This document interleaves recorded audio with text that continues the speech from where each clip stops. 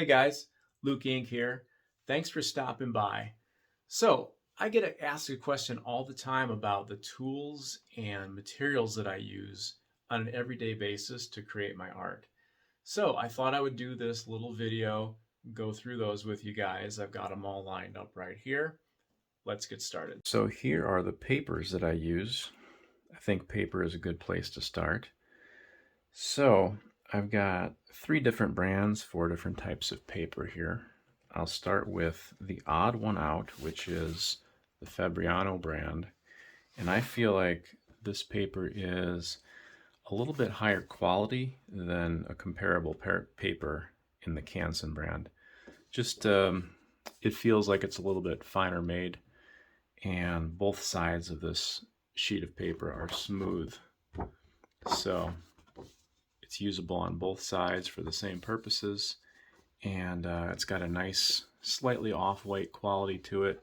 Holds ink really well, so that's one of my favorites. I would say, as far as ease of purchase, Canson is probably one of the best brands. Another good brand is Strathmore.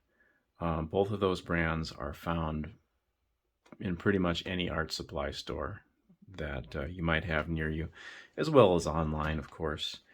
This is mixed media paper, and I don't know if it'll show up on the camera, but there are 2 different finishes on this sheet, and that is a nice thing if you want just a slightly rough surface, which will give your ink kind of a little bit more of a organic feel to it, and the more smooth side, which will catch less when working with pointed nibs. So this mixed media paper is a really good kind of heavier end of medium weight paper to work with. It's 114 pound as opposed to the 110 on the Fabriano. And yeah, this is probably the most common paper that I use right here, just because it's readily available, and it's cheap, and for the price you pay, it's good quality. So that is the mixed media papers. Then we move on to the watercolor paper, and of course, mixed media and watercolor, they're available in almost any size, from small 5x8 notebooks all the way up to 16x20 and even larger than that. So this watercolor paper is 140 pound. It's a 2 finish. It's got a smooth side and a slightly rough side, very similar to the Canson brand mixed media paper. But the thickness is nice because this allows for a much heavier application of ink if you are doing some brush work, areas of solid black, or if you want to incorporate some ink wash or maybe some watercolor on top of your ink. This is really good paper for that. Particularly when you get into the smaller sizes, there's very little warpage on the paper. But even this 12x18 size is pretty good. This is the size that I use when I'm doing my comic book work. It's a good size and format to use. So it's, again, readily available, inexpensive for the quality. And last but not least, I've got some Bristol here. This paper is not as heavy as the watercolor, but it's known for its smooth finish, and probably one of my favorites to work with. It's not quite as thick, which is why I tend to not use it as much, because I really like having the option of the watercolor paper to put down a heavy layer of ink if I so choose, or go over it with watercolor later. So the Bristol is something I will use if I'm just doing detailed pen work and I'm not going to apply a lot of heavy inks. So that's what I use for paper. And just a note on paper in general, I think that of all the supplies that you use, a high quality in paper is the most important. In other words, you can get by with a lower quality ink if you have a higher quality paper. But if you have a really high quality ink and you're using poor paper, maybe cheap paper that you picked up at Walmart for, $2 a pad or something, you're going to have a horrible experience. It's much better to invest in a high quality paper, and there's a lot of high quality papers out there. You're not limited to Canson or Fabriano or even Strathmore. There's a lot of them. You just sort of have to work through them and find what you prefer. But do not sacrifice on the quality of paper, especially if you're a beginner. If you're a beginner, you're going to want to use at least an intermediate quality paper like this so that you have the best possible experience. So that's what I've got on paper. Now we'll move on to the ink. And that brings us to the ink. So the Super Black and the P.H. Martin's Black Star High Carb are two that I use the most. I like the density of the black, and I like the waterproof aspect of them. A lot of inks say that they're waterproof, but these two have proven to be extremely waterproof in my experience. Once a drawing is dry, once the ink is dry, I can go over the drawing with a diluted ink wash or a watercolor wash, and I don't have to worry about this ink running at all. It holds fast every time. So I've had really good luck with these two. The only downside of these is because of the waterproof quality of them, they have a shellac in them that creates a shine. So large areas of ink will be highly reflective. And that's where this ink comes in. So if I have a solid area of ink, and I don't want the original work to have that shine to it, I will use this matte finish waterproof ink. And that works really well. The only downside of this ink is it tends to dry a little bit faster, so I find myself kind of cleaning the pen more frequently when I'm using this ink. But it is still waterproof, and I do like it. Cali ink is another really good brand. An advantage that this ink has over these others is it's a thinner consistency, so you can use this ink in a glass pen or some smaller dip pen nibs that maybe a thicker ink might not flow really well. But this thinner Cali ink will flow freely on those smaller nibs and on glass pens, and it's kind of a non-clogging formula, so it doesn't have as much of a shellac in it that would cause it to thicken up. And as you can see, it comes in a variety of colors, and that's one of the reasons I like this ink. It's really convenient. If I want to throw a little bit of color into something, I'll just grab the colored ink rather than mixing up watercolor. So those are the inks that I use the most. As you probably know, there's dozens of different brands of ink, and within each brand of ink, there are many different types of ink. So these are just the ones that I've used and I prefer, but definitely experiment. If you find different kinds of ink on the shelf at your art store, check them out. You might find one that works even better for you. And last but not least, I wanted to talk about white gouache. So this is what I use to do all my corrections. If I put my hand in some ink and then drag it across the paper, or if I get a drip somewhere that I cannot correct in the drawing itself, I will either use this straight out of the tube at full consistency and just paint over with a brush the mistake, or I can thin this down. I can put a little bit in a paint tray, add some distilled water, and thin that to whatever desired consistency, and then use that with either a brush or a dip pen and make corrections on a smaller scale. So yeah, I've tried different kinds of white ink, and I've had limited success with white ink, but this white gouache paint typically does the trick when it comes to corrections. So let's move on to the pens. So before I talk about pens, I thought that I should discuss pencils and erasers because everything that I draw starts out as a pencil layout. So I'm not fussy about what kind of pencil I use. As you can see, I use traditional pencils that have to be sharpened as well as mechanical pencils.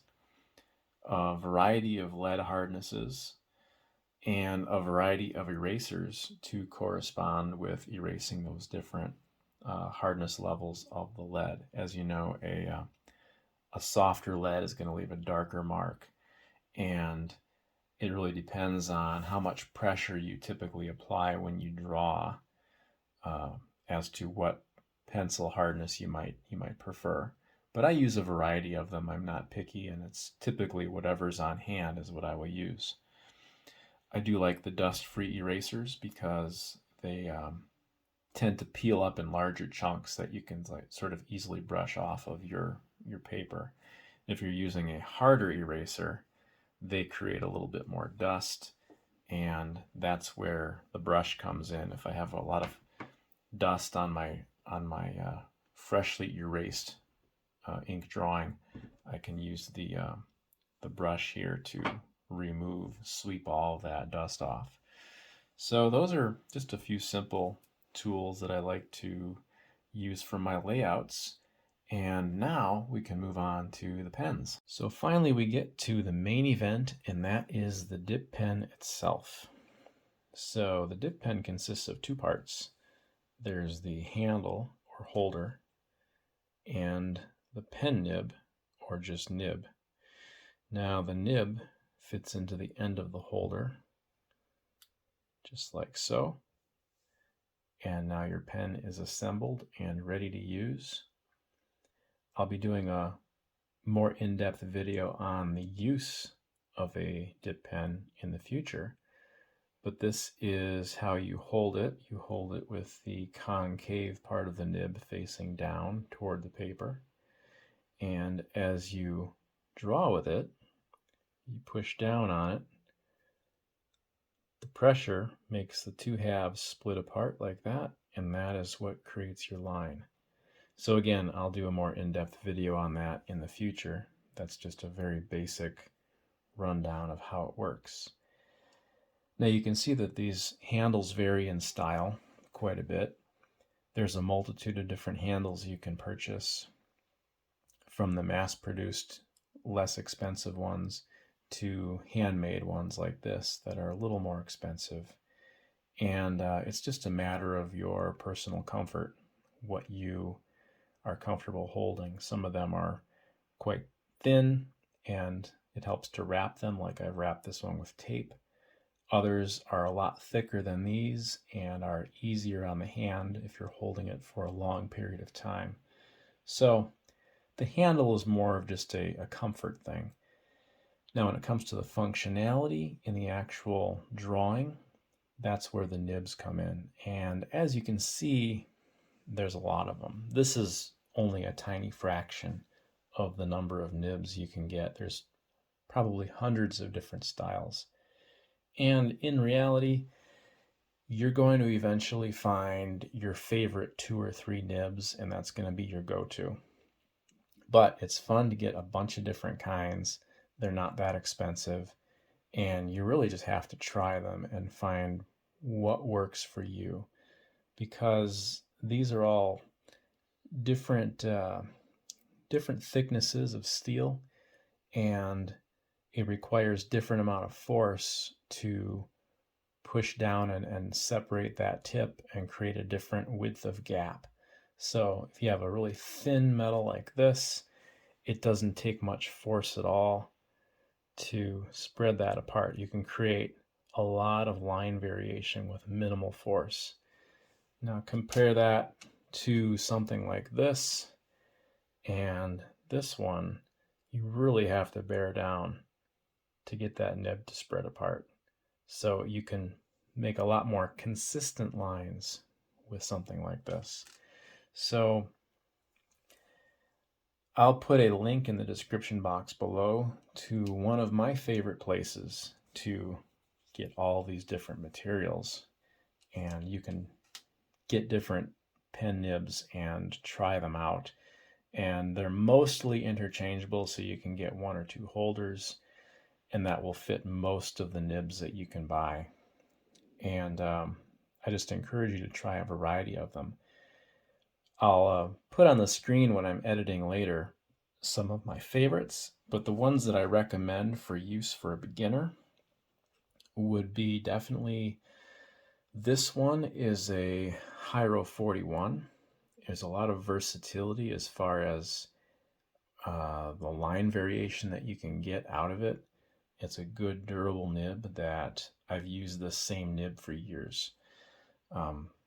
That's a good one to start off with. This is a bull nib. I believe it's a 513, and it's very rigid steel. This is one of those that's good for consistent lines and not very sharp, so it doesn't catch in the paper a lot. This would be a good one to start off with, because a nib catching in the paper is one of the challenges that beginners face when working with the dip pen. So I would recommend that one as well. Some of my other favorites would be a Hunt 56 and a Hunt 101, which I don't think I have here, but I will put those up on the screen, and there'll be a link again in the description box below where you can go check those out. I also use brushes, and these are just a few of the brushes I use. Got a chisel tip brush here that I'll use for like straight edging if I'm doing a border or something. And a watercolor round number 6, and this one's a number 3. And anything in between there, the round brushes are pretty good for just overall basic brush work. And the finer brushes, obviously, you can actually draw with them in place of a pen. So that's a whole other art form in itself. And yeah, that's a quick rundown, quick basic introduction to the dip pen. And I hope that that gives you some insight and some interest to go ahead and try these fun tools. There's nothing like it. It's, as I mentioned, I use other pens as well, but dip pens are by far my favorite to use. They're a unique experience, and the drawing quality is definitely different when you use a dip pen versus a technical pen. So I encourage you to give them a shot.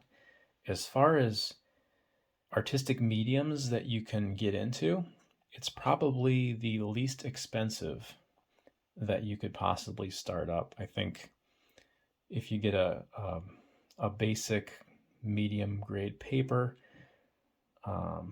average holder with a little variety of nibs and some ink, you could probably set yourself up for weeks of fun with about $30. So give it a shot. I'm going to cover in the next segment here, just very briefly, how to clean the nibs. And yeah, thanks for watching. So let's get on to that little brief clip on how to clean these guys, and I'll catch you later.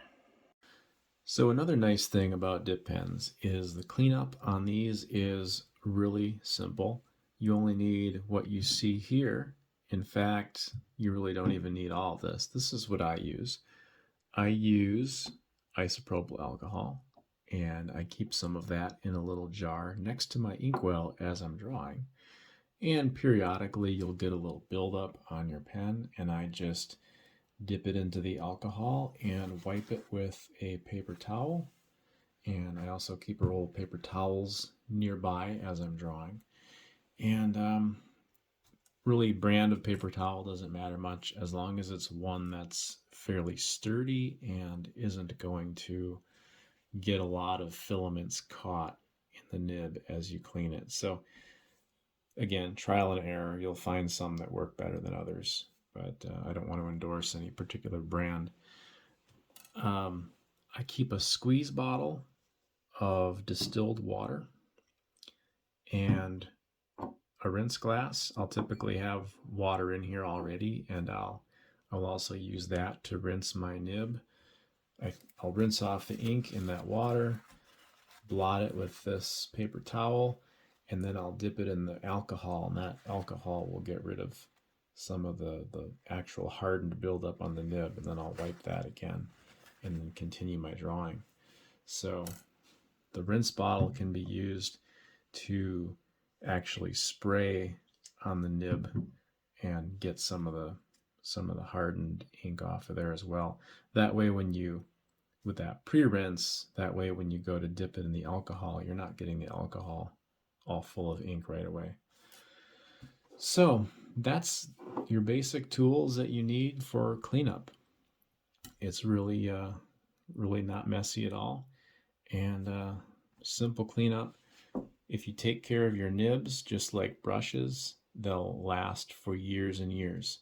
So again, that's another reason why I like these is you buy the pen once, you take care of the pen, you probably won't have to buy another nib for a long time.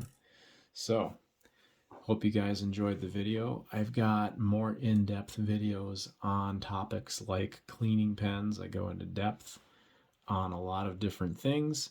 So if you liked this video and you want to see more of that specialized content, you can check out my Patreon. I will link that in the description box below. And I hope to see you over there. But I hope you enjoyed this video. Thanks for watching, and I'll see you in the next one.